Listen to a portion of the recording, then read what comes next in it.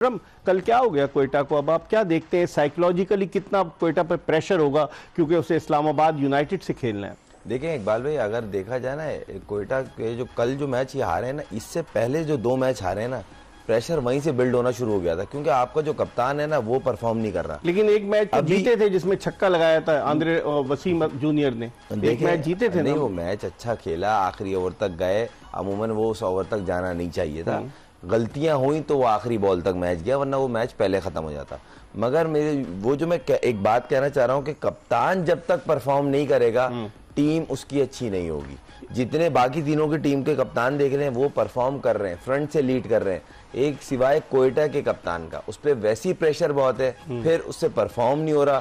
फिर उनके ऊपर अभी एक सवाल क्या है, मिडिल ऑर्डर वीक, और फास्ट बॉलिंग में वाहिद आमिर के अलावा आप किसी पे डिपेंड नहीं कर पा रहे। तनवीर, आप क्या देखते हैं? कप्तान की बात की, अगर हम 6 टीमें थी, अगर उनमें हम देखें तो कप्तानी मोहम्मद रिजवान ने बड़ी अच्छी की, फिर उसके अलावा शादाब खान ने कप्तानी की, और उसके अलावा अगर आप इस टीम पे देखें तो बाबर आजम ने बहुत अच्छी कप्तानी की। तो आप देखते हैं कि रायली रोसो, जिनका सबसे ज़्यादा स्कोर 34 नॉट आउट है HBL PSL में, उनकी कप्तानी की वजह से भी कोयटा की टीम थोड़ी अंडर प्रेशर। देखिए, इसमें तो एक चीज़ क्लियर नज़र आती है कि उन्होंने लगता है कप्तानी का प्रेशर ले लिया, क्योंकि उन्होंने कभी कप्तानी की नहीं। इतना अरसा वो लीग क्रिकेट खेले हैं, वो हमेशा एज अ बैट्समैन खेलते हैं और ठीक ठाक किस्म की परफॉर्मेंस देते हैं। पिछली HBL PSL में कितनी जबरदस्त थी। वो तो ऐसा प्लेयर बना हुआ था कुछ पिछले सालों से, वो जैसे ही अंदर आते थे हम कहते थे ये 60 70 80 100 से कम बात ही नहीं करेगा, इतनी जबरदस्त वो थी। और इस दफा भी पिचेस इतनी बुरी नहीं थी कि वो रायलू रूसो जैसा प्लेयर परफॉर्म ना कर सके। तो कप्तान जो है वो फ्रंट से लीड करना बहुत जरूरी है, इसीलिए पेशावर ज़ल्मी जीत रही है, कप्तान अच्छा परफॉर्म कर रहा है, रिजवान अच्छा कप्तानी कर रहा है, खुद परफॉर्म कर रहा है, टीम जीत रही है। अब 2 टीमें जो बाहर हुई, शान मसूद कराची किंग्स और शाहीन आफरीदी लाहौर कलंदर्स। देख लें आप, उनके देख लें, कप्तान की परफॉर्मेंस देख लें। जब कप्तान की परफॉर्मेंस नहीं होगी तो वो फिर टीम को देखें, कप्तान की परफॉर्मेंस जब अच्छी होगी वो एक्स्ट्रा एफर्ट करेगा लड़कों को भी जगाने के लिए और परफॉर्मेंस निकलवाने के लिए। जब आपकी अपनी नहीं होती ना तो वो फिर टीम जो है वो बैठ जाती है। इस पर हम बात करेंगे, लेकिन जिस तरह अभी हमने बात की कि कराची और लाहौर 2 टीमें जो थी वो आउट हुई इस टूर्नामेंट की प्लेऑफ की रेस से, और दोनों की कारकर्दगी बड़ी मायूस कुन रही। लाहौर तो 2 मरतबा की चैंपियन, मुसलसल 2 साल जीती, और कराची की टीम जो है वो 1 साल जीती 2020 में। एक पैकेज हमने तैयार किया है कि लाहौर कलंदर्स और कराची किंग्स के साथ क्या हुआ, उनकी परफॉर्मेंस क्यों ख़राब हुई। जी, पैकेज आपने देखा, और लाहौर कलंदर्स में अगरचे फ़खर जमान ने 1 मिस सेंचुरी स्कोर की, लेकिन उनके जो सबसे कामयाब बैट्समैन रहे वो साहबजादा फरहान थे, जिनसे विकेट कीपिंग भी कराई, उन्होंने बैटिंग भी अच्छी की, 2-3 मिस सेंचुरियाँ भी बनाई। तो यकीनन लाहौर कलंदर्स को साहबजादा फरहान ने कोशिश की कि आगे लेकर जाएं, लेकिन आखिरी मैचेस में वो इतना अच्छा परफॉर्म नहीं कर सके।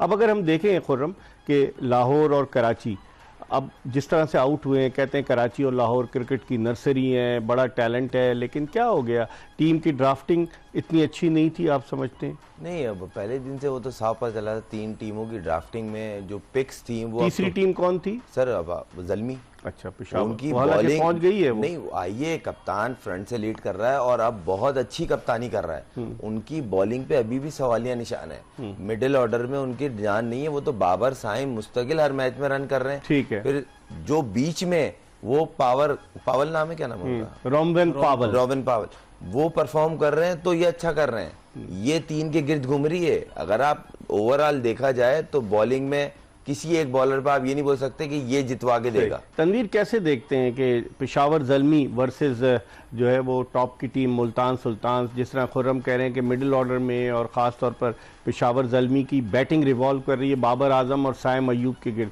क्या देखते हैं? प्ले ऑफ में टफ टाइम देगी? हम अगर पीछे मैच में चले जाए पेशावर इस्लामाबाद के, जब एक ही ओवर में या 1-2 ओवर में, अब जब बाबर रन आउट हुआ फिर साइम भी आउट हुआ, तो उसके बाद देखें कैसे स्ट्रगल किया पेशावर के। रन देखें ना, बाबर आजम के 9 मैचों में 948। आप ये देखें कि 2 प्लेयर है पेशावर ज़ल्मी के और दोनों टॉप में, और इन दोनों की वजह से पेशावर ज़ल्मी एक देखिए वो बिल्कुल ऐसा परफॉर्म हो रहा है ना सर्किल में कि वो तो बिल्कुल ही हावी हो जाते हैं ना दूसरी टीम के ऊपर। मतलब साइम अयूब और बाबर आजम के अलावा बाकी इतने इंप्रेसिव नहीं रहे। नहीं, इंप्रेसिव नहीं हो रहे। आप लास्ट मैच में भी देखें, रोबिन पावल ने जिस तरह रन्स किए, और उससे पिछले मैच में भी, पहले भी एक मैच में उसने जो इनिंग खेली थी, उस पर भी आप देखें कि कुछ नहीं करते करते करते करते पेशावर की टीम रन कर ही गई थी, क्योंकि ऊपर से रन बहुत अच्छे हुए हुए थे। और ये दोनों ने पावर प्ले का बहुत अच्छा इस्तेमाल किया है। हसीबुल्ला हो गया, हाँ। कैडमर हो गया, हारिस हो गए, ठीक ये है। तीनों बिल्कुल रन नहीं कर रहे। हारिस को खिलाते हैं, कभी कीपिंग कराते हैं। मसला है ना, विकेट कीपर है, उसके अलावा वो जाते ही नहीं किसी ऑप्शन पे। शायद वो कहते हैं कि ये चला लेता है बल्ले बड़े अच्छे हसीबुल्ला तरीके भी से। तो विकेट कीपर है। उसको लेफ्ट हैंडेड की वजह से भी बीच में लाते हैं कभी सही, कभी, कि ठीक ये बल्ले बल्ले चला लेता है, शायद उसके ऊपर रन लग जाए और सर्किल में हम इस पे एडवांटेज लेते हैं कि शायद, लेकिन वो अब नहीं कर पा रहा रन।